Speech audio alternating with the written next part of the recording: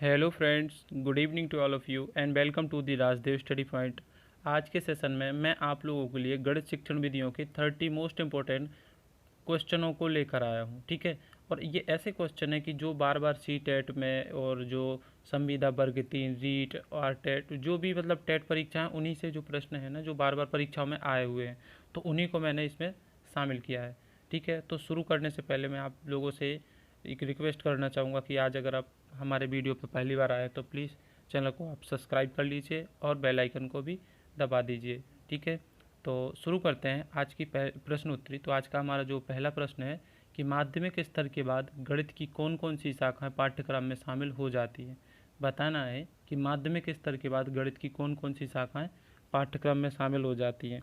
अंक गणित, बीज गणित, ज्यामिति, ज्यामिति, बीज गणित, त्रिकोणमिति, अंक गणित, ये आकलन, समाकलन और बीज गणित। उसके बाद में अंक गणित, त्रिकोणमिति, ये सांख्यिकी। तो इसका सही आंसर बताना आप लोगों को क्या होगा। ऑप्शन नंबर 1, 2, 3 या फिर 4 सही आंसर का चयन करना है आप लोगों को। क्या इसका सही आंसर क्या होगा?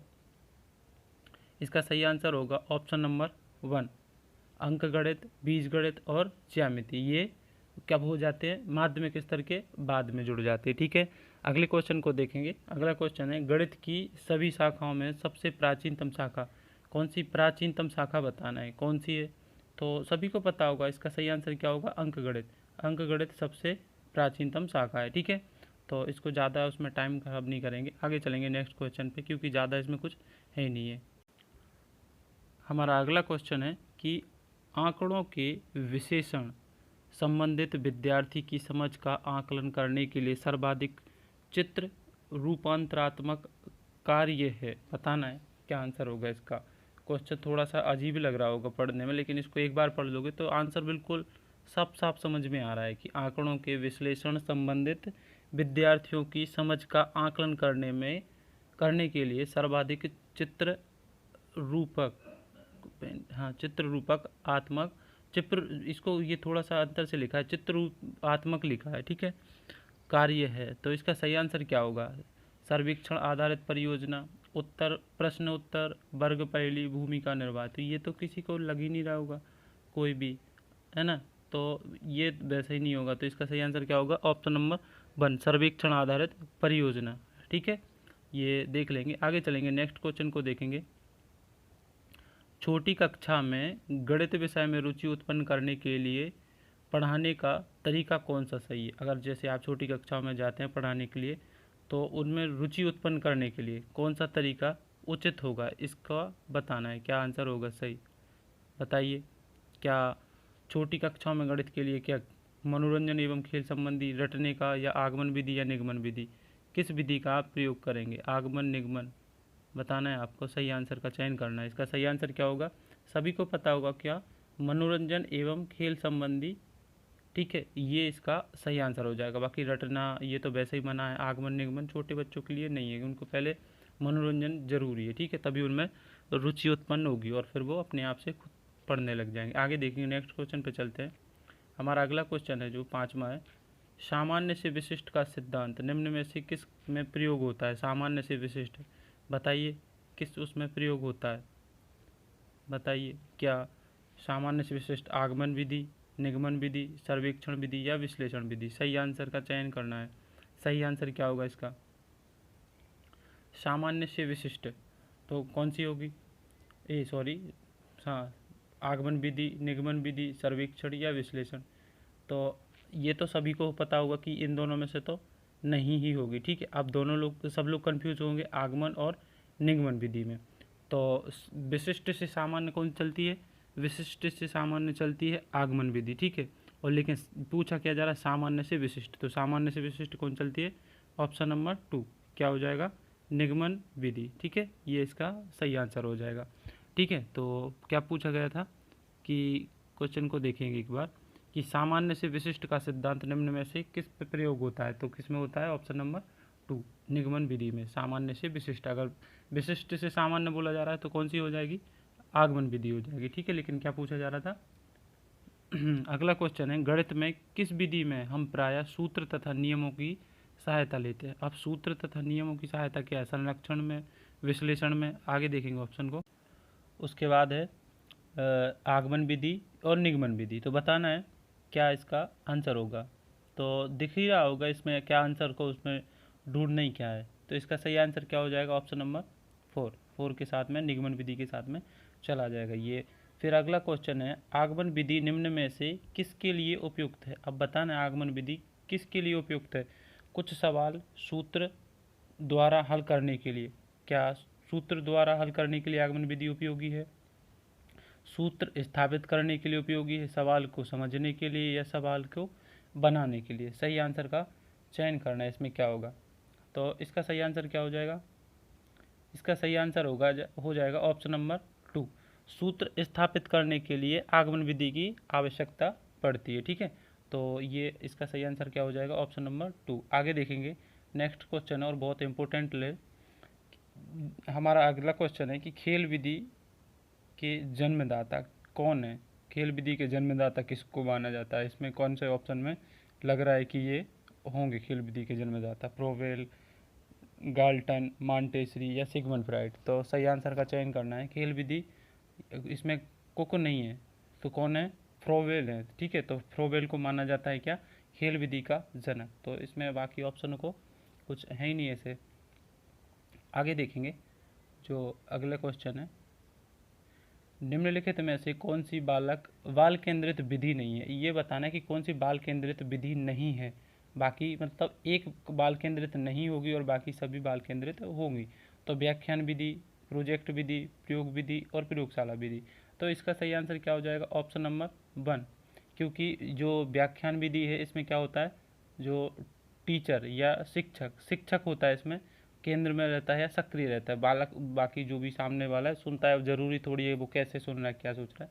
लेकिन जो प्रोजेक्ट विधि है और प्रयोग विधि है इनमें बालक स्वयं खुद सक्रिय रहता है, बाल केंद्रित होती है। लेकिन क्या पूछा गया था, बाल केंद्रित नहीं है तो व्याख्यान विधि में शिक्षक अपने बड़बड़ करके बोल के चला जाता है। ठीक है, तो इसमें क्या हो जाएगा, ऑप्शन नंबर 1 के साथ में चला जाएगा। अगला क्वेश्चन है, गणित विषय की पाठ्य पुस्तकों के लिए गणित विषय की पाठ्य पुस्तकें किस विधि पर आधारित होकर लिखी जाती हैं। ये क्वेश्चन है, किस विधि पर आधारित होकर लिखी जाती है गणित विषय की पाठ्य पुस्तकें।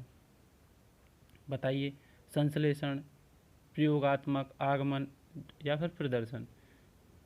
गणित की पाठ्य पुस्तकें किस विधि पर आधारित होती हैं, बताना है, सही आंसर का चयन करना है। तो संश्लेषण, ठीक है, संश्लेषण विधि का करती है। ठीक है, संश्लेषण विधि का वो करती हैं, पालन करते हुए पाठ्य पुस्तकों का निर्माण किया जाता है। आगे चलेंगे, जो हमारा अगला क्वेश्चन है, अगले क्वेश्चन पे चलेंगे। हमारा अगला क्वेश्चन है कि प्राथमिक स्तर पर गणित का क्या महत्व है। बताना है कि जो प्राथमिक स्तर है तो उस पर गणित का क्या महत्व है, सांस्कृतिक, सामाजिक, धार्मिक या मानसिक। बताइए सही आंसर क्या होगा।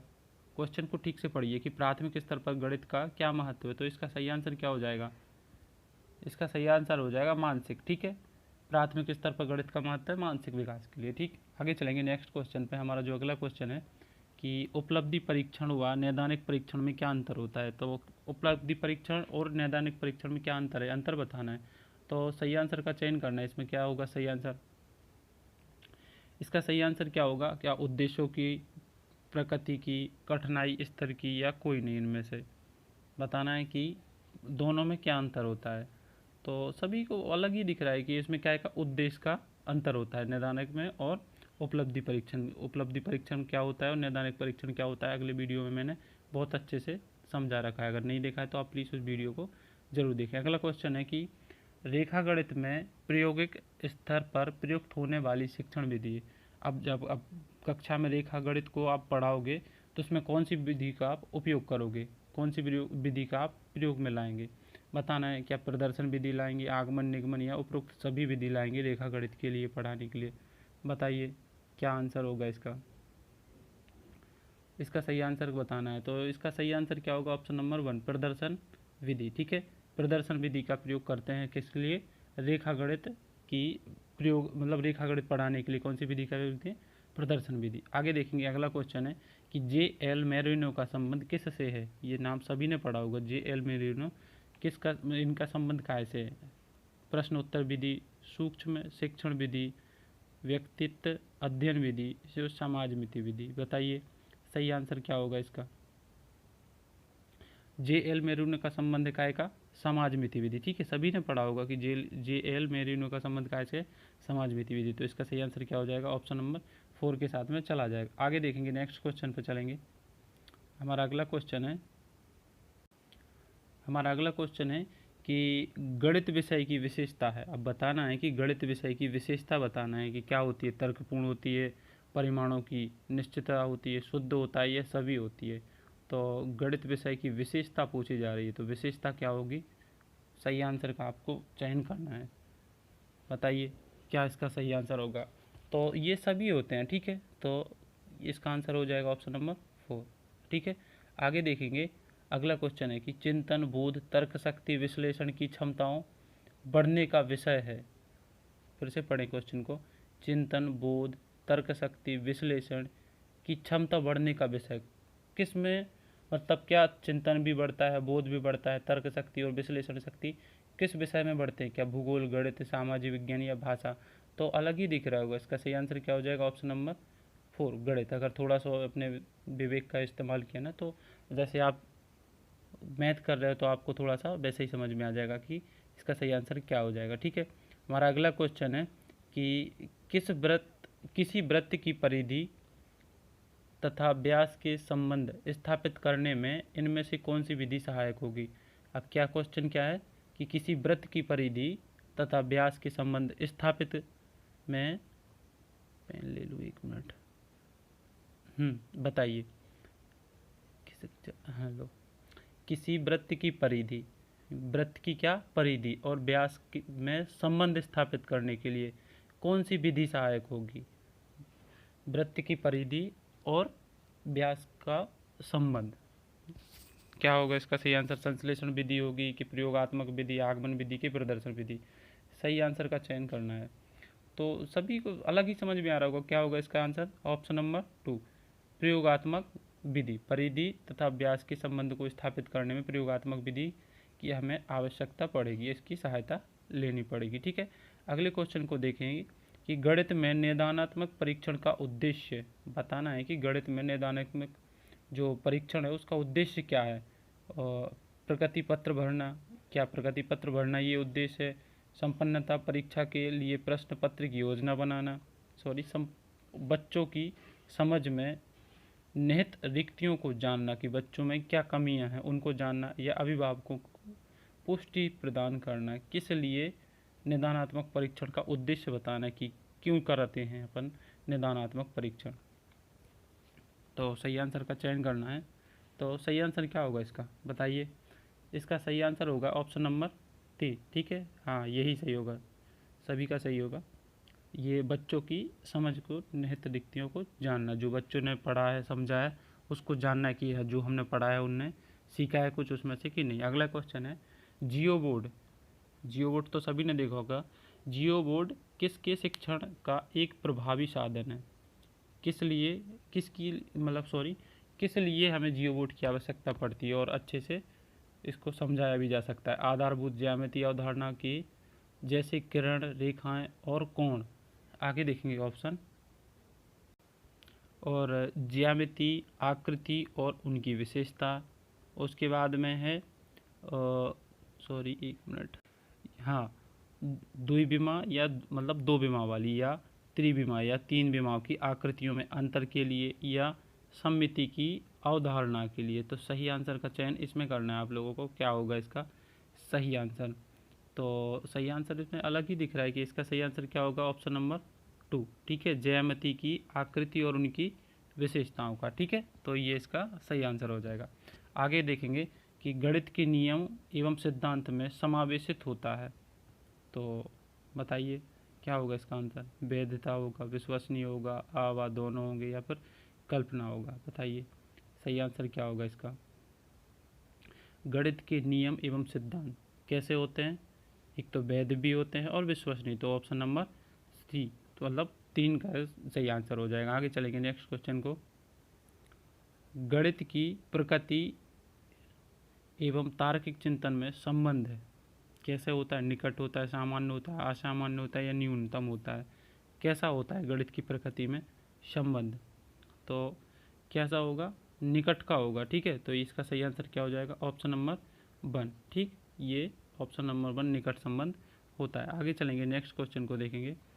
हमारा अगला क्वेश्चन है, गणित विषय पर होने वाले अनुसंधानों में प्रमुख योगदान होता है। किसका योगदान होता है गणित विषय में होने वाले अनुसंधानों का?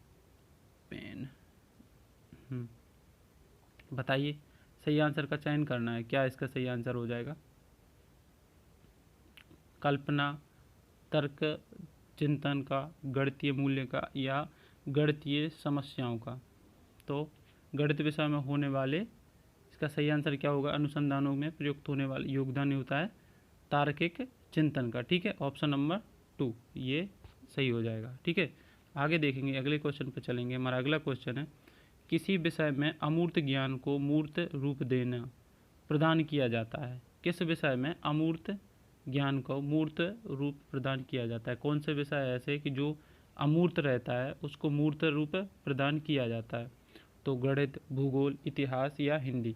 तो वैसे भी हम लोग गणित का टेस्ट पेपर कर रहे हैं, तो इसका आंसर क्या हो जाएगा, गणित ही हो जाएगा। ठीक है, गणित में होता है अमूर्त से मूर्त रूप प्रदान करना। ठीक है, समझ गए? ठीक है, आगे चलेंगे, नेक्स्ट क्वेश्चन को देखते हैं। हमारा अगला क्वेश्चन है कि गणित की तुलना धार तेज करने वाले पत्थर के समान की जाती है। यह कथन किसका है? बताना, ये डेफिनेशन किसने दी है कि गणित की तुलना धार तेज करने वाले पत्थर के समान किसने की है? हब्स ने, फ्रोवेल, फ्राइड या फिर स्किनर? तो बहुत अच्छे से मैंने डेफिनेशन को तो बिल्कुल एक एक को रटा के रखा है मैंने, सभी को पता होगा। जिसने नहीं देखा तो आप पुराने वाली वीडियो को ज़रूर देखें, जो मैंने थ्योरिकल पार्ट करवाया उसमें सभी को एक एक परिभाषा, 10 से 12 परिभाषा एक एक को ट्रिक के माध्यम से अच्छे से समझाया। अगर आपने नहीं देखा तो आप उसको देख लीजिए, कभी भी नहीं भूल पाएंगे। ठीक है, देखेंगे अगला क्वेश्चन है जो हमारा, तो ये किसकी डेफिनेशन होगी? हब्स ने कहा था कि तेज पत्थर करने के गणित की तुलना धार तेज करने वाले पत्थर के समान की गई है। ठीक है, ये किसका कथन है? हब्स का। और उसके बाद आगे को देखेंगे, नेक्स्ट क्वेश्चन है कि निम्नलिखित में से किस कार्य में गणित उपयोगी नहीं है? तो सही आंसर बताना है आपने कि निम्न में से किस कार्य में गणित उपयोगी नहीं है, किस लिए गणित की आवश्यकता नहीं पड़ती? मानसिक विकास, शारीरिक विकास और दार्शनिक विकास या भौतिक विकास? किस कार्य में नहीं पड़ती गणित की उपयोगिता? बताइए, सही आंसर क्या होगा इसका? तो मानसिक विकास होता है, शारीरिक होता है, भौतिक होता है, लेकिन दार्शनिक, दर्शन शास्त्र, इसमें गणित की कोई उपयोगिता नहीं है। तो इसका सही आंसर क्या हो जाएगा? Option number 3। ठीक है, आगे देखेंगे, नेक्स्ट क्वेश्चन पे चलते हैं।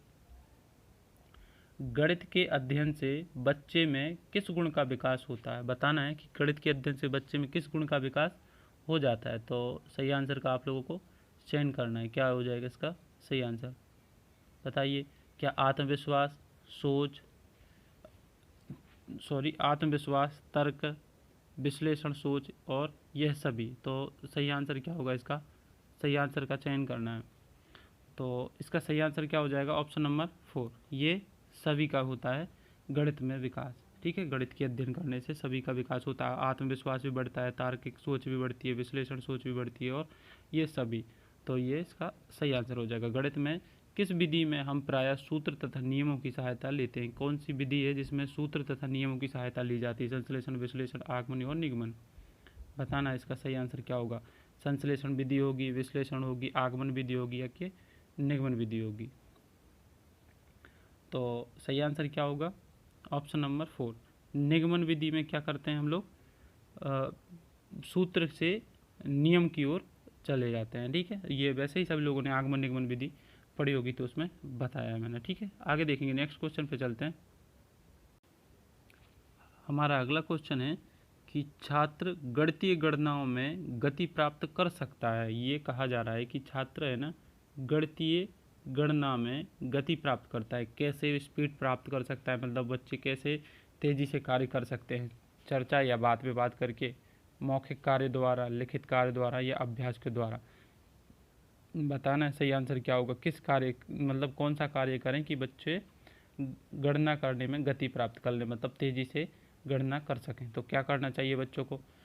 चर्चा करनी चाहिए, मौखिक कार्य करना चाहिए, लिखित कार्य करना चाहिए कि ये अभ्यास करना चाहिए। तो इसका सही आंसर क्या हो जाएगा? ऑप्शन नंबर 4, अभ्यास के द्वारा बच्चे क्या कर सकते हैं? गति प्राप्त कर सकते हैं। ठीक है, तो इसका सही आंसर क्या हो जाएगा? Option number 4। ठीक है, आगे देखेंगे जो हमारा अगला क्वेश्चन है कि गणित की भाषा का अंग बताना है। तो गणित की भाषा का अंग बताइए, क्या सूत्र, संख्या, चर और संकेत और यह सब भी बताना। सही आंसर क्या हो जाएगा इसमें? तो गणित की भाषा का अंग क्या है? सभी को पता होगा कि पहले बताया था ना, मैं उसमें पढ़ा दिया, सभी को बताया है। तो इसका सही आंसर क्या हो जाएगा? Option number 3। ठीक है, संकेत। ठीक है, संकेत क्या होता है? गणित की भाषा का अंग होता है। देखेंगे, आगे देखेंगे, हमारा आज का लास्ट क्वेश्चन है, गणित मेले का उद्देश्य होता है रुचि पैदा करना, सृजनात्मकता का विकास करना, नवाचार को प्रोत्साहन देना और यह सभी। तो सही आंसर का चयन करना है। इसका सही आंसर क्या हो जाएगा बताइए? सही आंसर क्या हो जाएगा इसका? इसका सही आंसर हो जाएगा ऑप्शन नंबर 4। ठीक है, यह सभी, क्योंकि गणित मेले का उद्देश्य क्या होता है? रुचि पैदा करना। अगर बच्चों को उनके माता पिता भी उसमें सपोर्ट करने लगे, वो लोग भी आ रहे हैं, और जितने ज़्यादा बच्चे आपस में बातचीत करते हैं, सक्रिय रहते हैं, उतना ज़्यादा उसमें रुचि लेकर उस कार्य को करते हैं, चाहे वो कोई भी कार्य हो। फिर उसके बाद सृजनात्मकता का विकास भी होता है, नवाचार को भी प्रोत्साहन मिलता है और यह सभी हो जाएगा। तो इसका आंसर क्या हो जाएगा? ऑप्शन नंबर 4 के साथ में चला जाएगा। तो आज हमने ये 30 क्वेश्चन करे।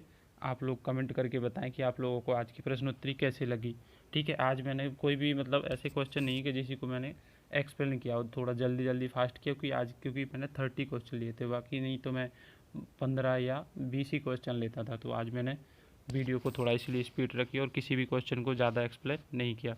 तो बताएं आप लोग कि आप लोगों को हमारी वीडियो कैसी लगी, और अपने फ्रेंडों के साथ अधिक से अधिक शेयर करें और वीडियो को लाइक भी करें। ठीक है, और कमेंट बॉक्स में ज़रूर बताएं कि मैं क्या ऐसे ही पढ़ाऊँ कि फिर एक्सप्लेन करके, चाहे क्वेश्चन कम लूँ या फिर एक्सप्लेन करता जाऊँ सारे चारों के चारों ऑप्शनों को।